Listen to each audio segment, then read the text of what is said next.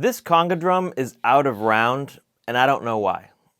I first noticed the shape of this drum when I bought new heads, real skins from Manito Percussion. The head mounted okay, but it was very hard to tune and would not tighten evenly around the drum. As I looked closely at the drum, I noticed that it looked more like an oval than a circle. It's not unusable, but it's a lot harder to tune and achieve a pitch that sounds good. You know, I bet the drum was under tension and I dropped it. Or slammed it into a door jamb. Or something like that. Regardless of what happened, I feel like this could have been prevented.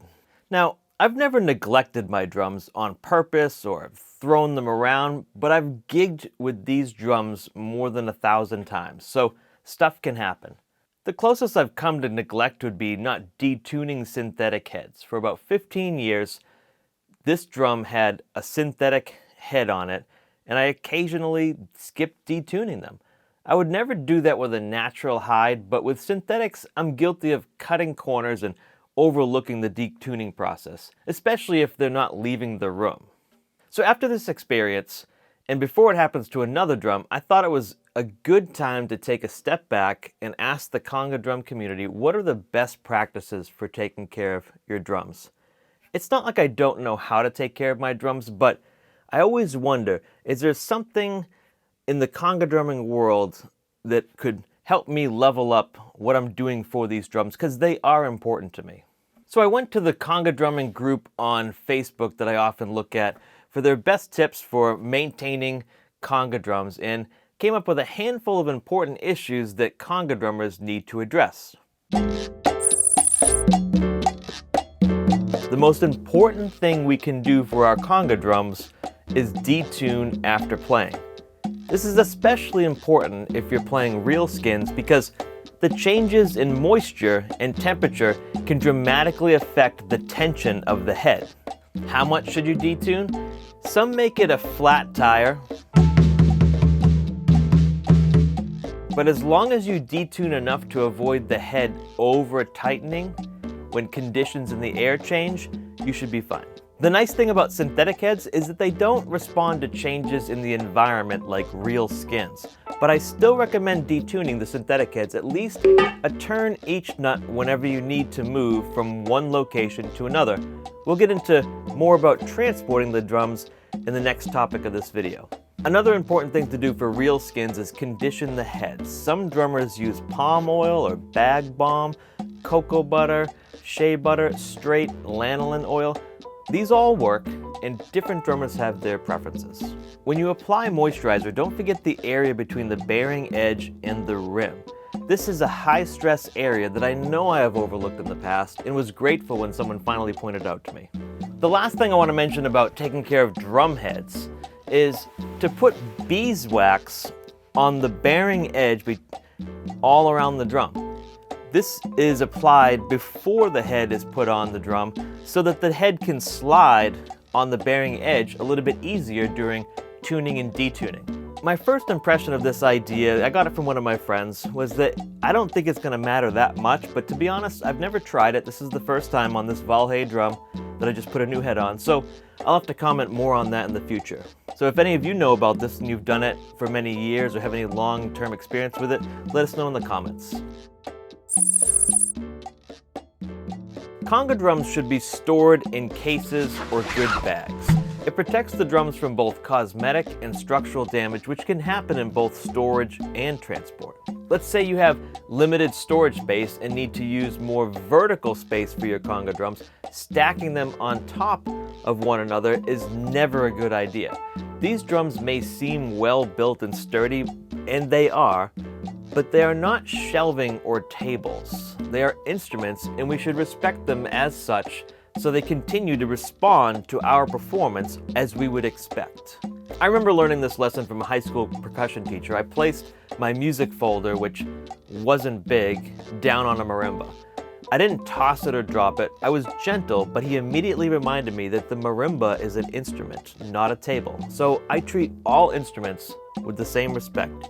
To a degree, honestly, I place things on my conga drums from time to time, but I do so with the understanding that it is very temporary, and I remind myself that these instruments are not tables, as my percussion teacher had said.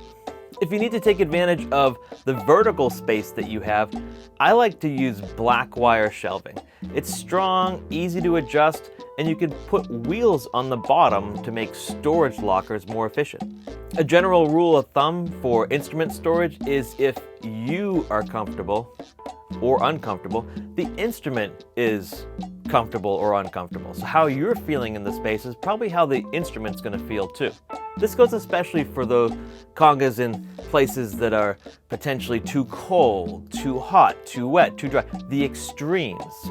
I keep a digital thermometer and hydrometer to ensure that the temperature is comfortable and the humidity is between 40 and 50%. If the humidity goes beyond 50%, I turn on the dehumidifier. And since I currently live in the Northeast region of the United States, I keep the dehumidifier on for at least 9 months out of the year. The winter is most often dry enough, but other seasons can get out of control fast.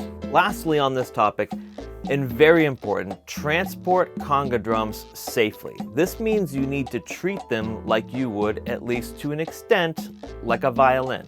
You know, I used to think that my conga drums were indestructible, but I learned the hard way that they are as delicate as any instrument. One smash into a door jamb while the head is under tension, and the drum could be out of round and will likely never sound as good as it once did. This is probably the conga drum care suggestion that I failed to honor. And it's not that my drums are covered in dust or dirty, but I cannot remember the last time I wiped them down, and I've never really used any sort of cleaner. But I should do better with this one. Some drummers suggest using furniture cleaner on the shells. Others use antibacterial cleaners on the heads to avoid bacteria and fungal growth.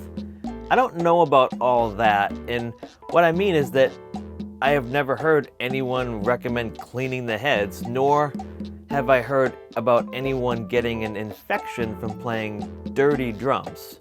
But I'm not the rule on this one. I'm simply being honest. Maybe some of you know better and have stories about playing dirty drums. Let us know in the comments. I'd be interested to know about the risk. I'll say, however, my first conga drumming teacher would not let his students touch any of his drums without first washing their hands. So perhaps that's the approach that I take. I pretty much don't ever come into my studio with dirty hands, so maybe that's why I don't have a big problem with this. Another issue related to cleanliness or just the cosmetics is once in a while the conga stands will leave marks, gouges, or just even rash from the rubber plastic pieces that are on the metal part to protect the drum. Sometimes it leaves a little bit of something behind. So you could put tape on that, you could put grip tape, or even something like a sock. I've had my Meinl stands for about 15 to 20 years, and they're still in the same condition. All right, they've had at least more than 1,000 gigs, and they've never given me any problems, and they've never done anything to the drums cosmetically or anything like that. So I'll put a link to all my gear up here and down in the description.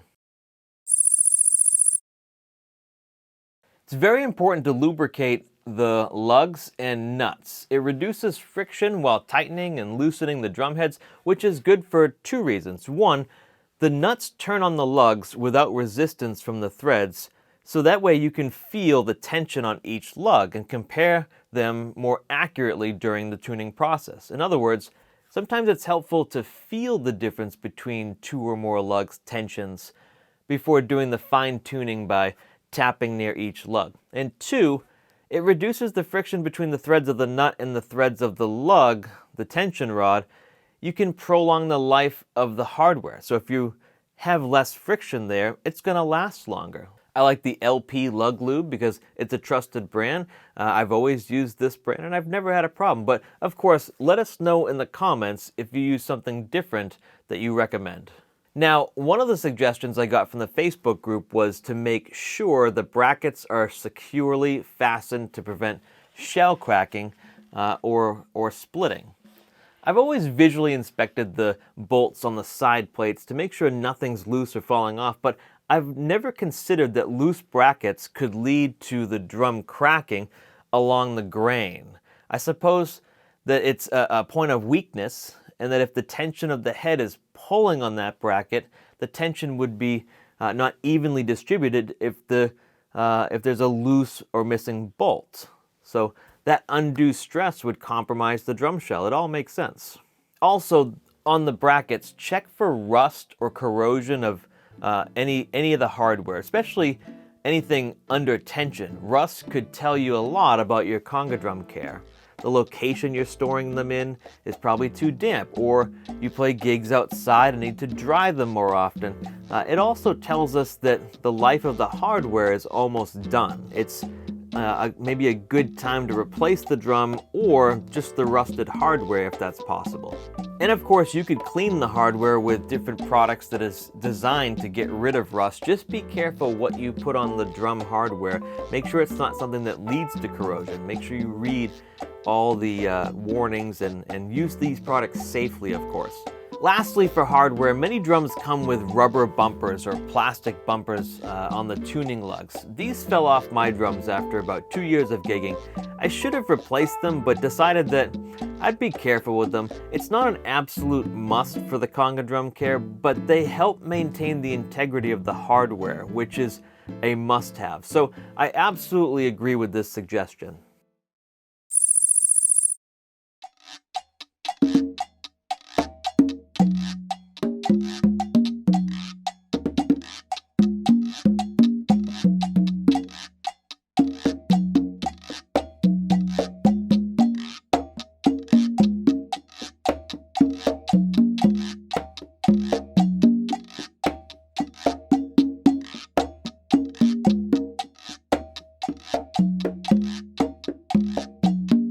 This next topic for Conga drum care is not something that I had never considered. Not because of neglect, because I don't play them a lot, as often as possible, of course, but it's hopefully every day. But it's nonetheless a very important part of caring for your drums. Playing your drums is caring for your drums. When we play them, we are connected to them.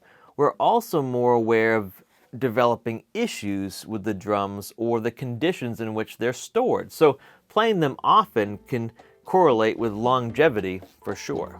If you like this video, check out this one suggested to you by YouTube. And if you want more from Rhythm Notes, click this link. It takes you to a page with a sign up for my newsletter, as well as the Rhythm Notes Patreon, where you can access the full lesson PDF library and receive weekly tips.